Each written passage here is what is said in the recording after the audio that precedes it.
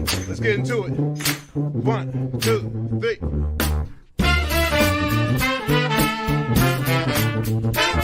Let's get some more. Have your hands. Some more. Let's get some more.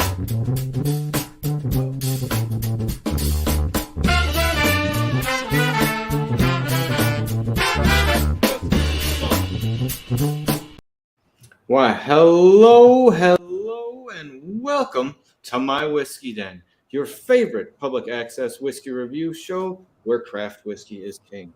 And we are a part of the Bar Cart Co-op with other wonderful shows like Bourbon Turntable and Distillers Talk. Ben's not even here, Mike. Don't forget to like, comment, share, subscribe, jump in from the side screen, hit that bell notification. All right. Chat with the nice folks in the chat if you're watching us live. Leave a comment down below if you're watching us not live. I think that's everything, isn't it? I think so. And share. Always share. Share with everybody. Share your whiskey. Share the show. Yeah, definitely. And thank you, everyone out in the chat, for showing up early. We appreciate that. We love you people getting here bright and early, better than I can do. And on this lovely, lovely day, we are talking about a mother load of peat. And maybe some mom jokes, maybe mom stories. Who knows where this goes, especially where the pre-show started. So, boom. We're coming off of that. We're jumping straight into the Amrut. Peated single malt whiskey, cask strength at 62.8% alcohol by volume. We're starting off with a little heavy hitter. Quick question for you guys. This has nothing to do with this one. What is your classification as hazmat? Because I saw something the other day and I didn't think it met quite the level of requirements. So, or in the chat, what does hazmat mean to you? It should be 140. It's supposed to be 140 or higher because that's what requires a hazmat sticker to ship. Right. Okay, like 70 proof, right? Like, yeah, cut and dry. And all I saw was it was like kind of like this, like 62, 65, and I was like, oh, that's not right. Yeah. Damn. He's starting already, man. Yeah. Tim just get it rolling right off the bat. I don't have time to look over there. I even make fun of your take shots. I'm happy. I think people have a different idea of the mom jokes and stories.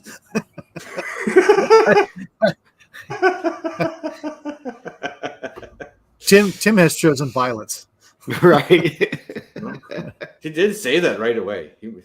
Hopefully he had a better day. 65%. Anita says. Well, in any event, This thing was. I always thought 70 in my mind. Like it had to be like scary proof to be like getting in there. But sorry, just needed clarification. Wanted to get around that. Now, I don't know. How are you guys doing? How was Mother's Day? Do you have mother stories about? Once you take a sip of this whiskey, does it remind you of any motherly figures? You never had a mother.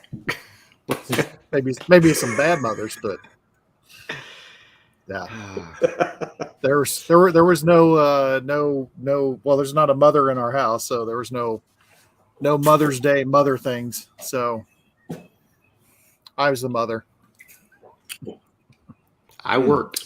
This was aggressive. You thought this was going to be the lightest one? Maybe my palate's blowing from before. Into my palate. Look at that. Ben probably said mother a whole bunch of times yesterday. Yeah, I was gonna say I work. #shit distillers do. Working on Mother's Day. It was a fun day. So, well, at least it's done now. We're on to the next day. Right. But no, Mike, you thought this one was going to be like the least. Well, it has the most proof of the three. Aggressive.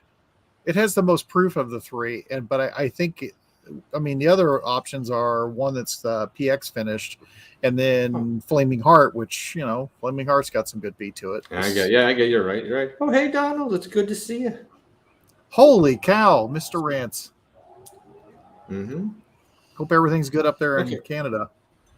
Yeah, they're finally gonna let us in soon. It's gonna be awesome. Oh, I hope so. All right, let's get back to the nose on these non-craft whiskeys for this evening. I think this Amrut would qualify as a craft if we were, especially if we were over there. If you were over there, I guess. Well, but they're maybe not. I don't know. I guess if you're going by the scale version of the statement, I think that their international shipping level probably puts them outside of that range. But as far as innovation wise on over there, I would have to agree, because they are all over the place on finishes, some other really neat stuff that they're doing. So, and probably the world's worst angel share. Yeah, isn't it like 13% or something? It's fucking. I thought it was. I think it's actually higher than that. Yeah. Yeah, I was thinking it was like in the 20s. Right. That's horrific. As far as like an angel share goes. And yet we benefit from it. So God bless them. It's a little. It's softer in the peat on this. Like I'm getting the smokiness. Yeah. But I'm getting a lot of the other flavors, like a toffee. Yeah, toffee is honeycomb. huge. Yeah. Sorry, go ahead.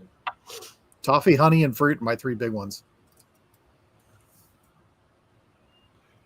It's almost like a little bit of an apple bear claw hidden under like a peat smoke. It actually has a very pleasant nose. Maybe that was my first drink, and I usually say have a drink before the show, and I did not do that tonight. So, Ben, what are your thoughts? I'm glad you asked, because my thoughts are I don't have a fucking clue. Because here's what's really funny, and maybe not for some of you. I sat down tonight, and apparently I completely missed in the messages that these were the specific whiskeys we were doing. All I saw was Peat and mother jokes. And so I think, we'll just grab some bottles of peated whiskey and we're going to tell some mom jokes and have fun. Completely missed the whole, this is what we're doing. And I have no idea where these samples are at right now. That's all good, though. Yeah. How about this? Such is the pace of life right now. So I grabbed a bottle of Kalila and Lefroy Carchis. Well, there you go. There you go. So, but I have had that Amrut, and it is a very good one. And I think what's really neat about that one is there's the standard Amrut peated, and there's the Amrut cask strength, and there's like maybe $5 or $10 difference between bottles on that. You can get the cask strength that just slightly more than what you pay for the standard, and that to me is ridiculous and hell of a bargain on a really good whiskey. Yeah. This is the one when we were talking about places to buy whiskey online. This is the one that was the massive screw up with caskers. I ordered this, and then they just sent me just Amrut single malt, and I had to explain to the guy, and I had to take pictures of what I got, and I had to take screenshots of their website to prove to him that the standard single malt was not the same thing as a peated cask strength. And then they finally went around with it. But yeah, and price wise, there wasn't much as a price difference. No, there's not. I mean, this one's. Yeah. Then you have to fight for each individual thing. Like, A, look, see, it's peated, and B, it's cask strength. Oh yeah, yeah. I mean, it went on. It went on way too long, and then at the end of it, they said, "Hey, we're sorry. Here's $5 for your next order." Yeah, it was stupid. Well, that happened. No, I know the standard peated for Amrut at Total Wine around here is in about the $70 range, and it's maybe getting into the 80s for the cask strength version. Oh, sounds like Renita's having a pour night at the airport. That's shitty. Sorry about that. When you get home, Pour yourself one.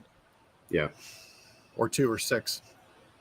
6. Right. Yeah. Good mom. A good mom needs like 6. There you go. I got to fly to Dallas in a few weeks, and we were just talking about our flight today because we're like, all right, we need to plan ahead because there's a really good chance our flight's going to get screwed up. Right. one or both of them. That seems to be par for the course about anybody I know that's flying right now. Yeah. Okay. On the flavor on the cask strength, it's overpowered by the kind of briny, peaty smokiness. And then finally on like the second, like say half of it, the flavors that on the nose start to kind of rise forth from it. Middle of my tongue is still pretty salty, though. It's like the outside where I'm getting some flavor, and there's Yeah. Ooh, I'll see how far you go with that. It's got a really good ashiness that goes to fruit for me. I do. I like this one a lot. Ashiness is a good word. Yeah. I hadn't had this one. I had a couple of the Amruts, and this for peated. Do we know? I've had it. Do you know if the peat is peat from Scotland or peat from there? I believe that Amrut's peat is Scottish peat.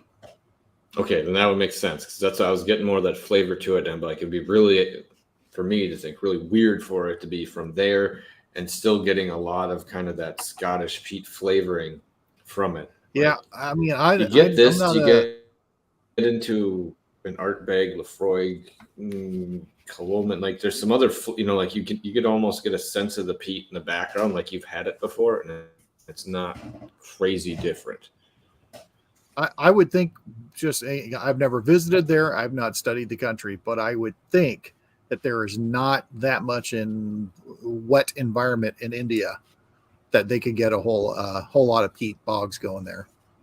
I wouldn't think so. I just mean, there's sometimes it's like a smaller project where you get something, try it out different.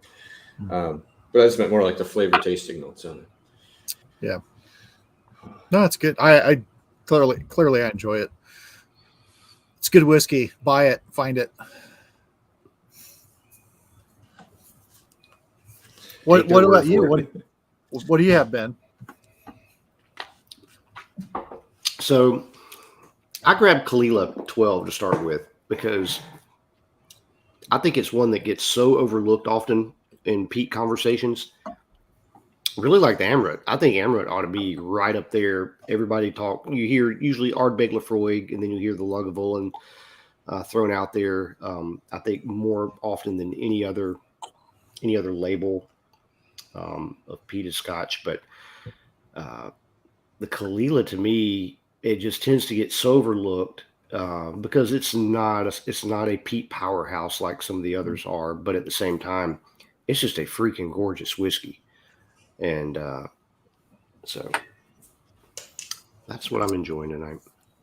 I would agree. That's a good whiskey. Yeah, I think it's easy. A lot of peat. People that get into drinking peated whiskeys, you just tend to get in that whole mindset of looking for more peat, more aggressiveness, more smoke, just heavier, instead of stepping back and kind of sometimes enjoying some of the lighter things that are out there and appreciating for what they are. Yeah, this isn't freaking Octomore.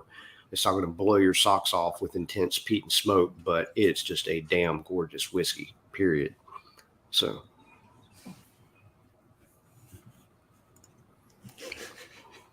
That's true. Some people get nervous about that. Right. Kalila. Mm-hmm. I mean, a lot of people really don't care. Right. Mm-hmm. If you've never seen it, there's a real funny YouTube episode on here. I can't remember the guy's name, or the guy's name is actually Ben. He's out of England. He does a whiskey thing, but he had his girlfriend come on and try to pronounce all the different Scotch distillery names, and it's absolutely hilarious. It's not, you can do just a quick search of that kind of subject and find it. It's classic. Mm-hmm. I don't know, just long jokes. The one I can't help it, but your mama's so fat. When she fell, I didn't laugh. but the sidewalk cracked up. It's a terrible, horrible dad joke. When I was in high school, I remember they would sit around in the morning and everyone would just be cutting on each other. And I will never forget this. Never heard it before. Never heard anyone say it since. This guy just says, "Your mom's got a wooden leg with a kickstand." Everyone's like, "What?" Oh my God.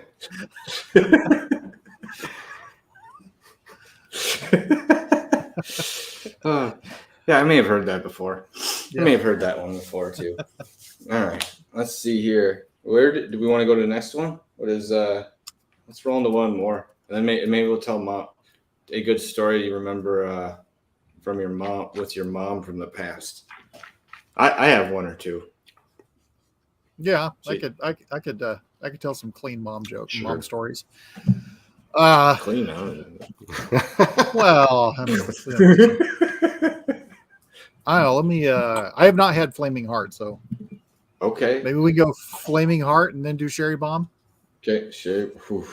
Hold on. Let me get a nose on this first.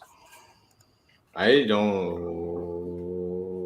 Sure. Why not? Who cares? But I'm gonna tell you, Flaming Heart's kind of a monster in its own right. But that's pretty fucking sherry. The sherry is like super sherry. Like it's disturbing. That might be a good dessert finish. All right. I'm going with Flaming Heart. This is a little quiet surprise. A lovely whiskey I found for like $150 last year. And now apparently you can't find a son of a bitch for $310. I'm really getting sick of shit like that. That's kind of ridiculous. At least with this, it's a very quality whiskey. Mm-hmm. So I can at least see that going up there because it's really damn good if stuff's going to all accelerate. But scary in general. I mean, I'm at a point where, man, people need to just stop paying it. I know there's the excitement level from some, but I mean, I don't know. I'm looking for a correction. There's got to be a price correction coming sometime. Oh, I'm sure everyone's going to lower their prices. Hey, there's a fallout at some point, man. I've thought there would have been like a couple of years ago. No, I didn't, Tim. It was at a local store, the Wine Cellar in Green Bay.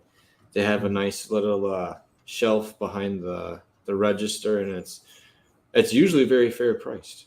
Like I think they had the is it the Angels, and I forget the other one that they have. One of the really fancy ones from Compass Box is only like $340 at the time, and I know everywhere else it was significantly higher. So they do a nice job with stuff there too. But almost a little bit lighter than the last one. This smells like a sweeter, lighter honey with almost a tangerine in it. For me, a little bit of strawberry even.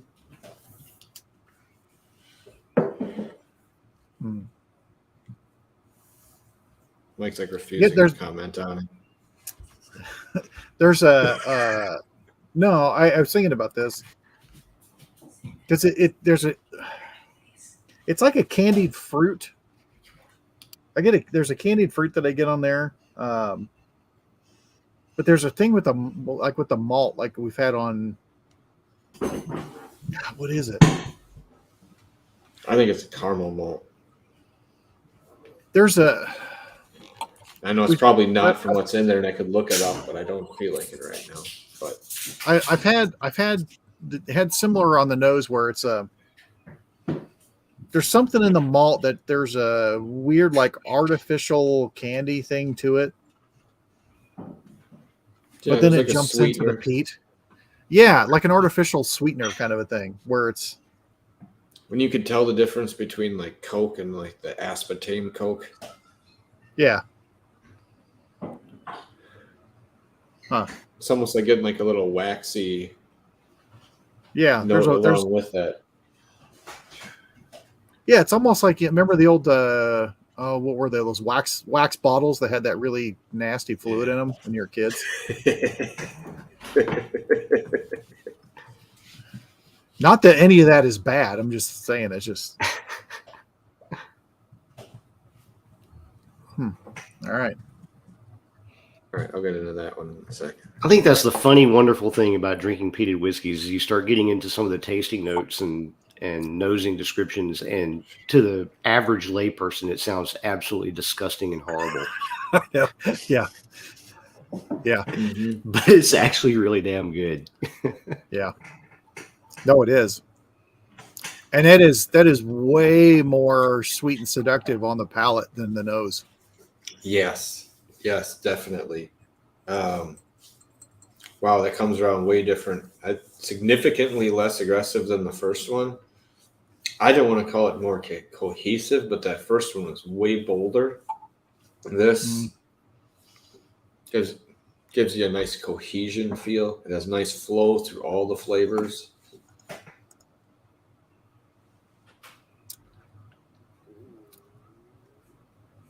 That's just a very nice. It's not the same, but as far as like looking at all the peated whiskeys, in the style of Lagavulin, as just a very nice, easy, beautiful peat that goes through. That's nice. Non-aggressive. No, that's really good. I like that. I don't want to call it subtle, but the finish has just enough to like bolster up to like low medium level, and it holds on the side of your tongues underneath for me. Yeah, it's not going away. No, and it doesn't lean to meaty or to medicinal or to briny. It just you got to stop looking down. It's making me feel weird, Ben. It's gonna start with the yo mama.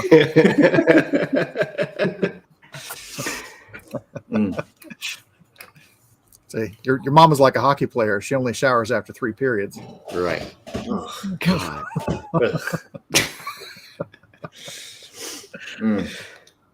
But yeah, way lighter on the peat.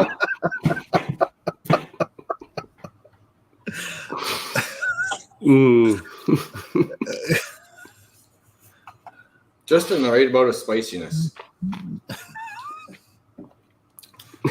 Well, I'm not concerned. I'm gonna quit. I kept trying to type a response to Alan's message about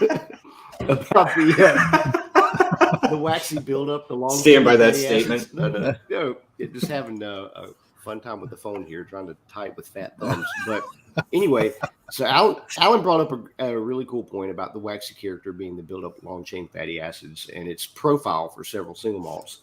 And there was one particular distiller in Scotland that was particular their thing, and they had a new employee come in and he cleaned out the pipes that had that buildup, and it completely changed the character of their spirit. Yeah, do you remember who it was? Because I remember the story, and I don't remember if I. Yeah, that's what I remember. There's some I remember that story on that, but I don't remember if we're supposed to say anything about or not. Sometimes I know at some point, so I don't want to get in trouble. Right. So, but yeah, that is it. Could you imagine like being like the master distiller and like coming in and like what's going on? What happened? And just like having like a break. I'd want to quit. Fuck this. I'm out. Like let the new guy figure this shit out. You know, like you got like 8 years until we have to start finding out. I don't know. Could you even build it back up? Is there some way you could infuse it? Well, think about it though. Typically with most malt producers over there, you're a good 10 years out before people are going to figure that out from aging. But anyway, you got time. All right.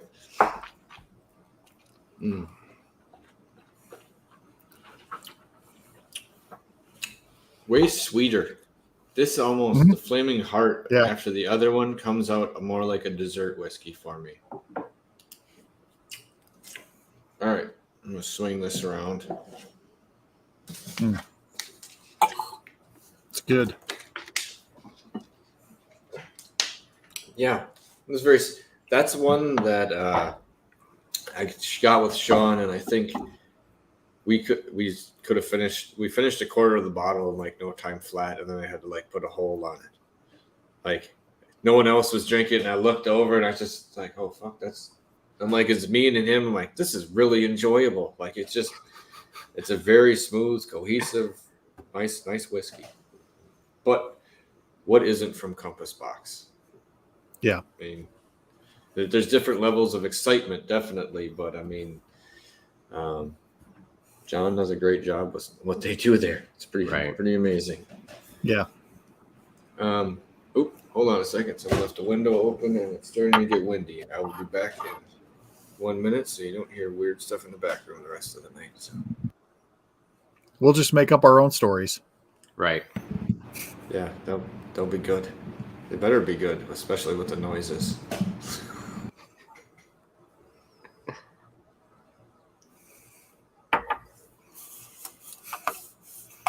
And the jokes. We don't have to worry about. In. We don't have to worry about going downhill. They're already doing it.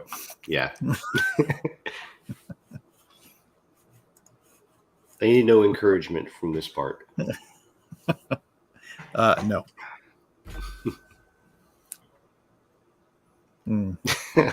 That's right. That's right, Alan.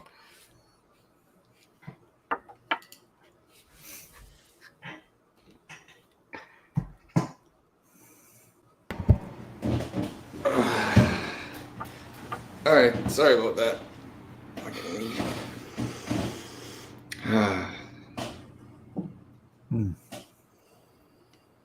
Oh wow, God! Are you on to the Pete's Beast? I'm onto the Pete's Beast.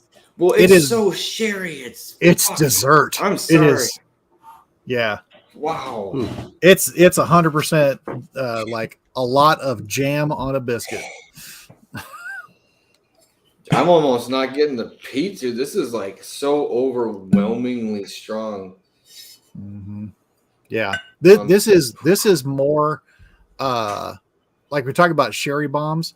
It gets up into the sherry bomb territory, but it doesn't have the depth. My favorite sherry bomb is Aberlour Abuna. And this doesn't quite get to that for the overall bomb and effect of it. This is because it's so sweet.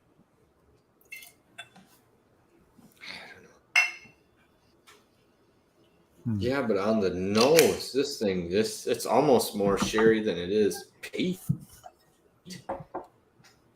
Yeah, it's basically it. Yeah, Pedro had wet barrels when they filled this, man, because they had to be. Yeah, this is homemade jam from the Mennonites at the farmers market. A little bit of rye bread underneath, but not like spicy rye, but like maybe pumpernickel. I can't come up with the type of bread, but it's not rye, but it's got a nice earthy tone.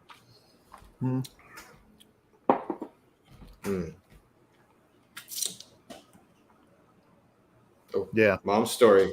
My mom saved me from a dog attack once, jumped in between. Fended off a little old lady, fended off a big Doberman like that. One. I think she kicked it a few times. That's what I hey man, there's a moment in your life when you realize that your mom really will do whatever, or like that people, jumped in between you and a rabid dog and beat the shit out of a dog is like a 4'11" woman. I went home feeling pretty good that day. Yeah.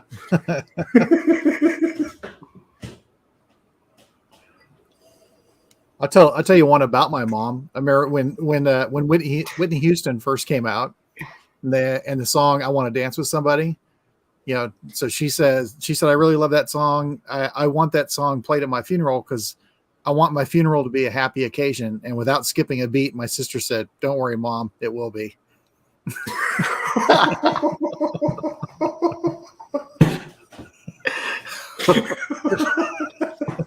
Did your mom give your sister a look? Yeah, there was a look involved. Oh my God. There's a history. That's great. And that's why your mom was a teacher. That's awesome. I don't think I would have been that clever. That's pretty good. All right. Yeah, you can get. Yeah, it's very sweet. Man, I'm almost scared of this. This is like diabetes level for me. This is heavy. Yeah, I don't know, man. Diabetes.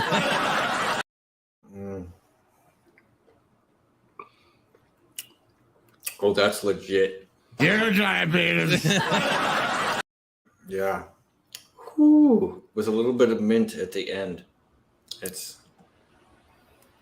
I don't know. But then it gets ashy too. Even with all that sweetness, there's the mint is having this weird play. Holy cow! Like the finish is like more crazier than the whole like first half of the 3/4 of the ride. Yeah. I made a blend, by the way, already. It's like briny marshmallow, toasted marshmallow with a little bit of jam. Man, that brine kicks through. But then there's that weird. It's not mint. It's almost like an aqua. Do you remember the Aqua Fresh toothpaste? That's kind of a little bit of the flavor I'm getting at the end. Oh, Wilfred's there. He's got nothing else to do. Just hanging out. Yep. I don't know. That is one of, I'll say this. I think that's one of the ones that on the nose, it didn't quite, I don't know, the flavor was really different than what I thought the nose was going to be. Yep. Like I thought this was going to be a much, much more heavily sherried finish. Man, that brine is almost the binding layer through like the different stages is this kind of neat brine I'm getting. So I think that's probably the most interesting part of it. It's one of the most surprising nose to taste whiskeys I've had in a while.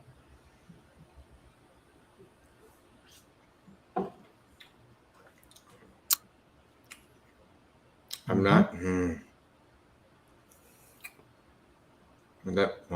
For me, that mint just hits a little hard for a split second. So I'm going to make my mix, but I think it was either Flaming Heart or Amrut at this part. That was my favorite so far. Let me get some going here. Oh, what's going on with everybody this weekend? Because if you don't have anything to do, you should go to Distill America. It's the 14th of May, which is this Saturday. Yeah.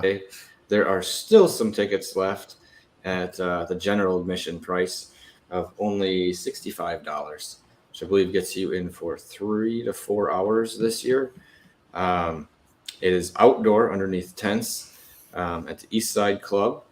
And they do have a tiki bar, so there's going to be some other neat stuff going on, a little bit different than at the hotel, but same 90-some different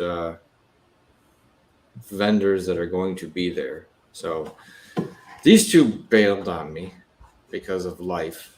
So it happens. I had to outsource. And you're only 2 hours from there, so it makes it a little easier. Well, I have to rub something in a little bit, yeah. But so I had to outsource. So and we'll see how it goes. There's gonna, we'll save that for the after show. But we'll have some other people doing some in the field reporting from Distill America with me. So, we hadn't planned on one yet since it's just really going to be me, but there's definitely openings for later that evening on Saturday. But I really just got the okay to cheat out of work early on Saturday to get down there on time. So Otherwise, They, it was they going know to how be to a get bit your iffy. attention. They know how to get your attention. Right. They do. Well, and they got everyone that works. I mean, Fred stopped in and like said hi to people. We didn't really say hi, but hung out for a little bit. Got to have a little tailgating with Fred. So I don't know if there's Listerine strips in the bathroom.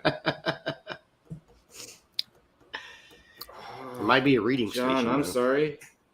That was the other one we as a group were talking about before we found out what was going on with this weekend was the Texas Whiskey Festival, but that is also this weekend. So the people headed to that festival. Enjoy it. We may want to talk to you. That was another one of those festivals that we've heard nothing but good news about. Reasonable price to get in. People are having a good time. They're not charging you once you get in and then at the tables. Sorry, that's weird as hell. I don't care who you Kentucky are. Bourbon Festival. Yeah. What the fuck is that? Four Roses. I don't care who is there. That's just, whatever. So if you get a chance this weekend, you got free time in Texas, slide over to that as well, too, because that is another fantastic event. Last year kind of sucked. Well, that's because we weren't there. We're going to have to plan a trip next year. We're invited. Like the Bourbon on the Banks, too. We're invited to that. We'll have to make an entry decision for that one. But I'm making an effort. Making an effort. Yeah. Well, I'm making an effort for that one. We'll have to have a talk after the show about that. Certainly. My mind's made up, sir. Yeah. Your mind is made up. You just my mind is made up. Oh, fine. That's fair. You're there now, so it doesn't. I know matter. it's easy, but I'm definitely making that one this year, at least for one day, hopefully. So. The blend. Whoa. Here's a question: Is there an American sherry bomb? I've had American whiskey that's sherry finished, but has there been an American sherry bomb like there has been with Scotch? Well, there was a sherry. Well, okay, that's true. That's true. The cask strength one. All right. Yeah. I don't know how I could forget about that one. Right. Because that one. I mean, the port and the sherry finish both are just absolutely pulled from the barrel. Yeah. Man. Yeah. Just altered the original flavor. It was neat. Right. Yeah. Eli mentioned Balcones. I wouldn't know. Balcones only releases a new whiskey every week, and you can only get so many of them. And you really, Didn't Andalusia have one too that was recent? Andalusia has had a PX finish. Yeah, that's pretty. It's I'll say pretty good. It's actually really good. But I'd say would I call it a sherry bomb? That was my thing with Cole Keegan. Is like I don't know if I'd level it into the bomb territory as integrated well. Right. As a blend, this was good, but I don't think that I would. It wasn't greater than the individuals. No, I think that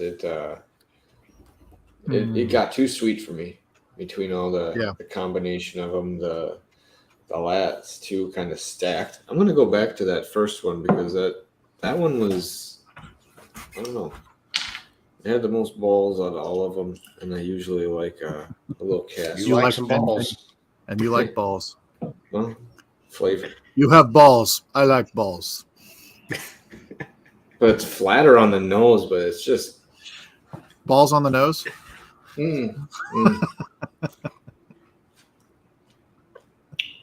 Rest the glass on your chin. I could go there, but rest the glass on your chin. The spiciness in this. I'm gonna go with the Amrut. The liveliness that comes out at this level and the percentage is just more exciting. Like it popped me awake again, just like that. I was like, "What's going on? I'm back into it." So go jacked up. Yeah, I am. I like that. Isn't a sherry bomb? That's right. It isn't. What the heck else here? Oh, I've been talking with Dave from Natural Spirits. Now I've brought his name up a few times in the past. We've mentioned it. It's not whiskey, but they have the Cantaloupe Liqueur, and which is in my mind one of the greatest palate revitalizers I've ever had when I have had smashed palate. That gave us our third or fourth wind. I don't remember which one it was, but that was. I think it was third and fourth. But that can also, like in the hands of a cocktail monster like Miss Adina, but she could come up with something pretty awesome for that. Well, it was very. They served it cold. It was very cooling, and it was so thick, and it was just like, for lack of a better term, it's just like a cleaner that just coats everything like a gel, and then just flushes everything down. It just went through the whole palate, just took everything out of your palate, and it was like all fresh, and you're like, oh, okay, I'm good to go. Yeah, it was crazy. It's like, I got a fresh palate. I feel great. Let's go. Let's run across the room. and they do have other liqueurs as well too.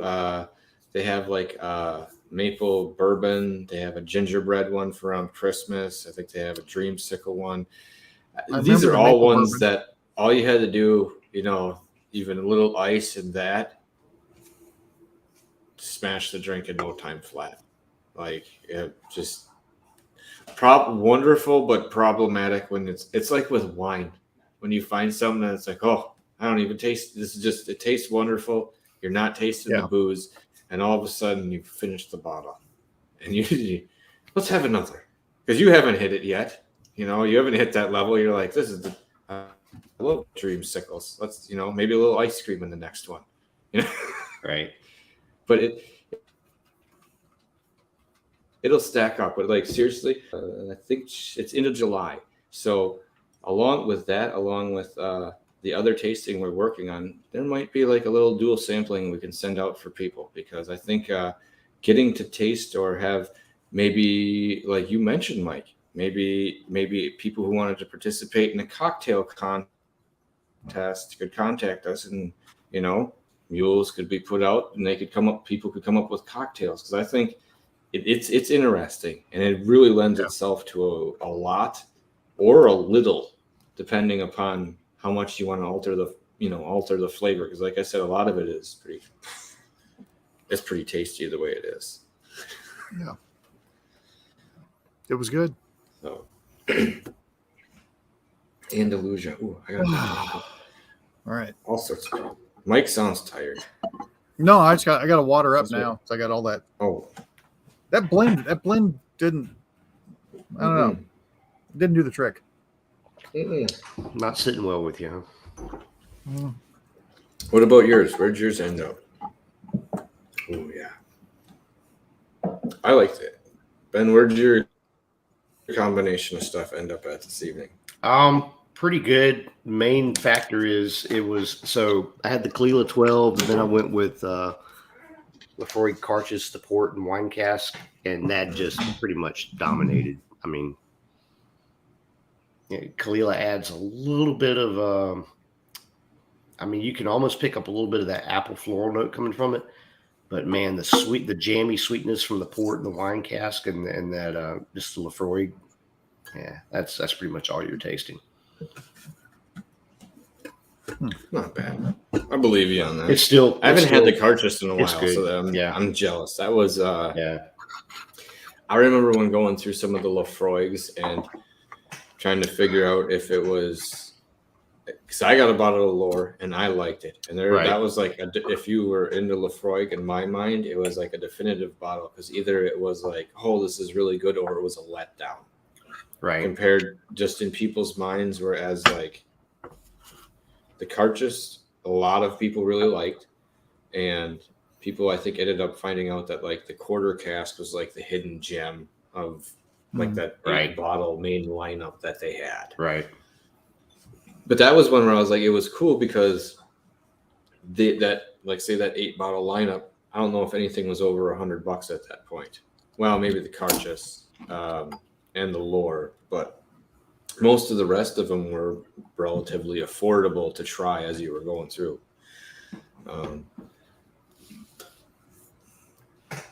Yeah, I believe that. Yeah. And when I think I had the Freud the first time, and I was describing it to the lady at work that I was working with, I'm like, it smells and tastes like a dirty old hospital because it has that weird cleaner smell that an old hospital had. But it was like from the 40s because you were allowed to smoke. Like even the doctors were like operating on you and they put ash over here and come back. And like it had this like not the greatest smell to it. I'm like, and then I was like, and I like it. She's like, what? I'm like, oh, it tastes. I'm like, with a little bit of Band-Aid. I was like, hidden in there. And she's like, well, I'm like, these are all the notes that are coming flying through my head. And I'm like, yeah, it reminds me of a dirty old hospital, you know, like that was used shitty cleaner. like a mental hospital where everyone's just shitting all over the place. we should do a show one night of like some of the worst but also best tasting notes. Stuff that people would be like, what the hell? Right. So you're like, you know, what was that stuff that Kitty literally put down when all those kids threw up in first grade? Yeah, that's that's really great. You're pretty much guaranteed we're going to be drinking mostly peated that night for that one. Yeah, but there's still some other good notes. Well, also that, and also Boone's bourbon. Right, but homegrown. It's the best I'm of the worst. Don't troll me, motherfucker. The best of the worst right there. Yeah. Hey, I'm sorry, but you're asking still have to get there. The biggest thing on your label is homegrown, and you're sourcing your whiskey. Right. You're asking for it. Right. And it wasn't that good. So. Yeah, that's an understatement. That's an overstatement. Right. It's. I would rather drink Malort than have a pour Boone's. Well, legit. I see everyone's jumping on the Malort like bandwagon of doing weird things recently. Right. No one's got the balls to do a McRib though. Well, right. You need to have access to the McRib. But not only that, I think if you watch the stream when I know they contacted Kevin and I wrote him something too. I was like, really, the Malort was not the worst thing. And if you watch it, we're not really making fun of you at all. We're saying that the McRib was the fucking destroyer. Yep. Like that was horrific. Like, especially like halfway through. Poor Alan. Couldn't keep it together. The McRib is like unleashing that cube or whatever in Hellraiser. The Cenobites and all that. I mean, it's just you're unleashing hell upon yourself. It's the next meaning of life. Hours of torment and torture. Yeah, and the meaning of life, it's the wafer thin mint. Right. Puts everything over the edge. Richard, good to see you. Thanks for stopping in. I don't know. I poured some more Peat Monster. I like the smell of the Peat Monster. Just that Pete's weird Beast? Peat Monster. Oh, you had Monster? Oh, yeah. We had Peat Monster tonight. Should we rewind? No, you did. I had Pete's Beast. Flaming Heart. Flaming Heart. Okay. Yeah. Whatever. That's fine. I mean, I know I sent you one of the Arcana too, so I was like, I don't know. You could have anything over there. It could be whatever. You have samples of it, so whatever you're drinking. I have whiskey. I really don't give a shit. That's all good.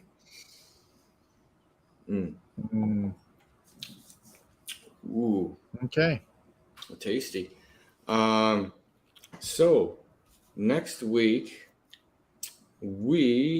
I'll probably be doing a little bit of a mini revamp or a little coverage of the Distill America. Not too heavy because that might be its own show. We might see if we get some other guests who are at it to come on.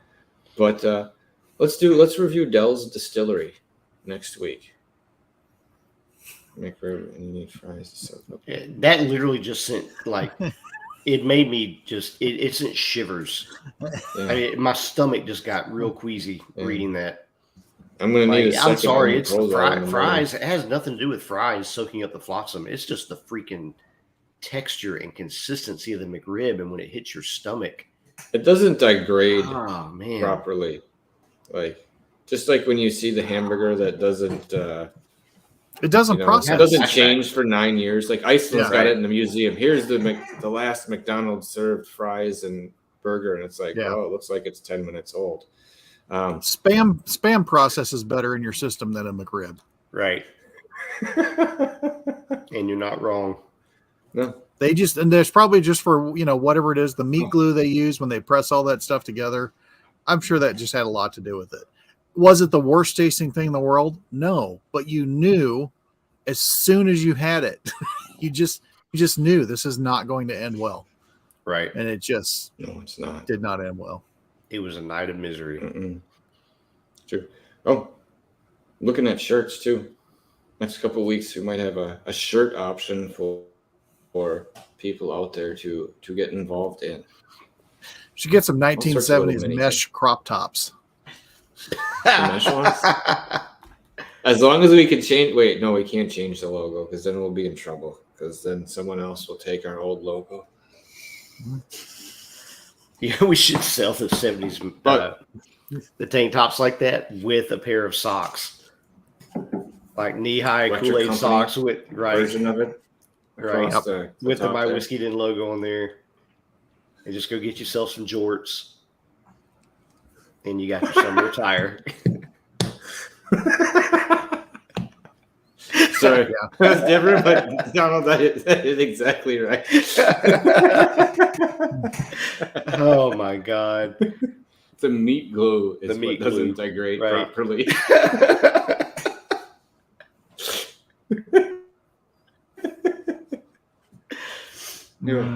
Yeah.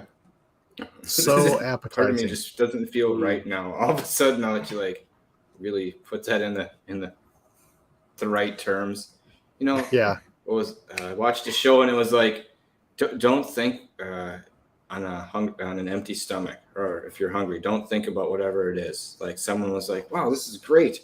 And they were eating ribs and they're like, what is it? And they're like, that's ribs. And they're like, ugh. And I was like, listen, it was great until you found out about it. Like, just don't tell me what's in it right away. I don't want to know.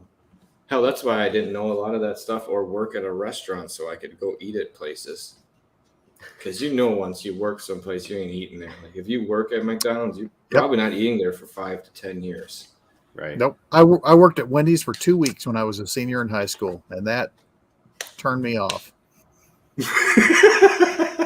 Did you get to watch the training video about the No. how to properly do the hamburger? Have you seen that from like the 80s, the Wendy's training videos? No, I have not seen that. Oh my God. Okay. I'll be sending that to you later. All right. I'll watch it. Send it to me. I'll bring it up right now. It was bad. It was bad. The Wendy's that I worked at, I will clarify, the Wendy's I worked at, of course the floor was just covered in grease. If a patty fell or got cooked too long on the griddle, they would say chili meat, and they were serious. I used to like Wendy's chili. It's one thing, the ones on the floor, I would never grab them. I would throw them in the trash. But if there was one that got cooked too long, and it's like, all right, I get it. You might revitalize it a little bit with the chili, but no, it was a lousy 2 weeks. It was God. That one was of those shit. terrible eye-opening weeks. Right. Ugh. No, it was. It was like, I don't want to ever do this for a living ever. And luckily, I was senior in high school. My parents were just like, yeah, that's good. Right. The pay was not good. The hours were not good. And there was like no benefit to working there whatsoever. Yeah. Good call. That's it. Yeah. Good call. Okay. So I'd be in that same idea. Yeah. Oh. Tim, I would agree with that still. Right. Yeah. I haven't had Skyline chili, but who the hell is that? It's okay. Go have it once. Have that chili all over that spaghetti one time. Right. I thought their fries, their cheese covered fries, were way better than that chili. So, yeah, it's worth trying out. Is this a different restaurant? Am I just out of the Skyline loop of Chili is Skyline? mostly in Ohio, around there. My daughter went to Dayton Okay. University, so Right. there was a Skyline Okay. down the street. So we would go there and So it's kind of like not the chili. not the chili. Kind of like a little local eatery, kind of like the Varsity if you're in Atlanta, where if you want hot dogs, you go there. Yeah. Yeah. Have you been there? Have you been to that place? I mean, I used to live not far from it. I mean, was never that far from Atlanta, so the Varsity was a pretty common stop a lot of times. That's an awful grease pit. Oh yeah, it's horrific when you're going. Yeah. That's late night food at its At its worst. Like, Just give me Waffle House, man. Over that kind of Okay. Yeah. All right. No offense. Wait. No offense, Mitch, but we already talked about McRibs, and now we're talking about Yeah. you wearing nut butters.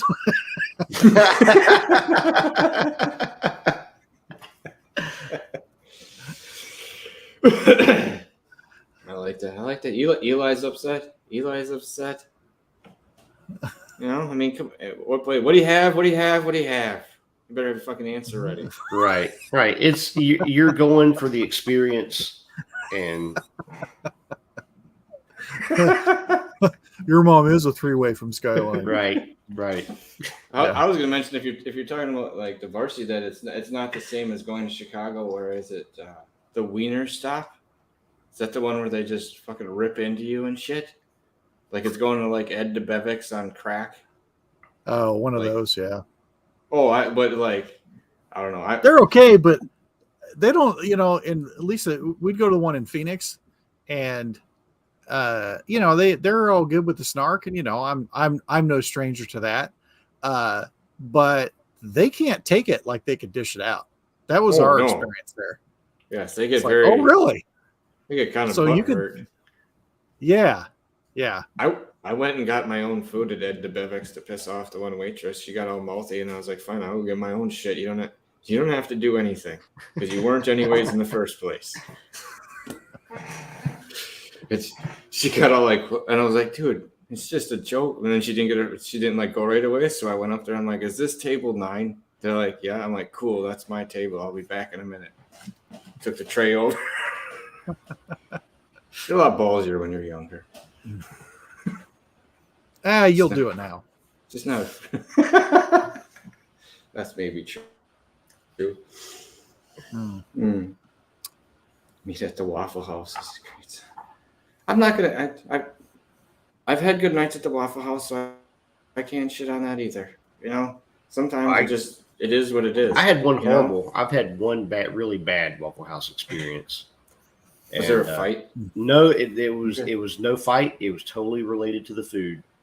And that was driving back from Washington, D.C. late one night somewhere in Virginia, pulled off on some exit at a Waffle House at like, I don't know, it was 11, 12 o'clock. We were starving. And I think there was one other person inside, and we all just got, double cheeseburger plate, double order hash browns, keeping it simple. Everything was burned to a freaking crisp.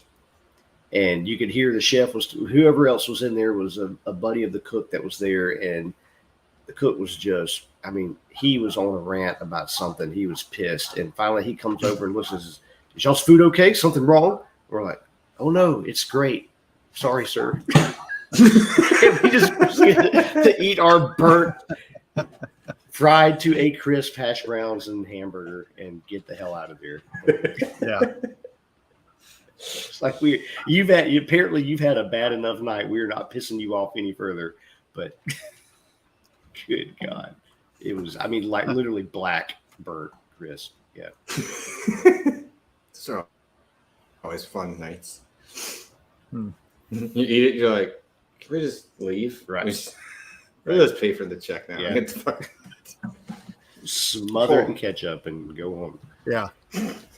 Just use the food as a weapon to get out. Right. Whew. Wow. I'm actually had enough that I'm starting to feel a little warmth from the 62% alcohol. It's about time.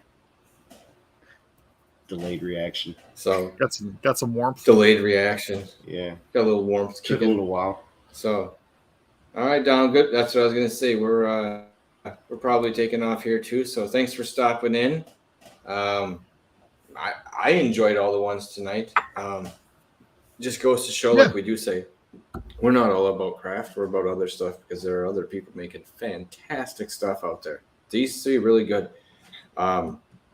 I'd say I like the Amrut and the Flaming Heart better, but that Peat's Beast was really a nose to palate flipper. That was that'd be a good one just to have because I mean it's unique and not enough stuff tosses it over like that where you're not getting probably 3/4 of what you got in the nose, or at least not as powerful and rearranged dramatically. So that was a fun one. I definitely say buy Amrut. If you've thought about trying it out, go buy it. I think it's a steal for the price. For that high a proof, with a single malt that's that good, that's that high a proof, it's pretty hard to beat. If you're a Peated Especially fan, compared to I what think you it's required to be on your shelf. Yeah. It's that good. Yeah. Yeah. I would agree completely. And it's like you said, price wise compared to what some of the explosion has been, when I mentioned some other scotches, that one has not been hit as hard. I think I had the Bengal Tiger. They had like a special release a few years ago, and it was beautiful. Well, you get two different bottles. Yeah, you get different ones. To return the first one too. Yeah, yeah, you got to return that first one. They won't give you anything for your trouble other than $5. So, thank you everyone for stopping in tonight. We appreciate it. Like we said, this coming week we'll be reviewing Dell's Distillery. My buddy Matt grabbed some bottles when he was in Wisconsin Dells. I'll let you in on a secret because it's late in the show. They're really a restaurant. They source all the stuff in, but it is kind of, it's in a tourism driven area, and maybe someday they'll be headed into the realm of at least having a distillery maybe further outside, because I wouldn't buy the money on the strip. I'd have that out of town and still have my restaurant and other stuff. But it was their bourbon, and they have like a ginger brandy, which I thought was different. I didn't even I'm not into brandy, so we see what we think of it. But we're gonna try those out next week, and I'll keep people posted.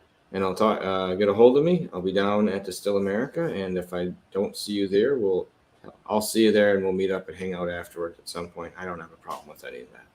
I mean, hell, especially if it's getting done at 6. There's more than enough time to get into plenty of trouble all on our own. Sounds like a plan. It is a good. Mike's been there. He knows it's a good plan. But there'll be no, I wish I could go. Just toilet time doesn't work this year. Very true. Yeah. So everyone out there, remember, it's not the size of the den that matters. It's the love of whiskey. Cheers, everyone. Cheers.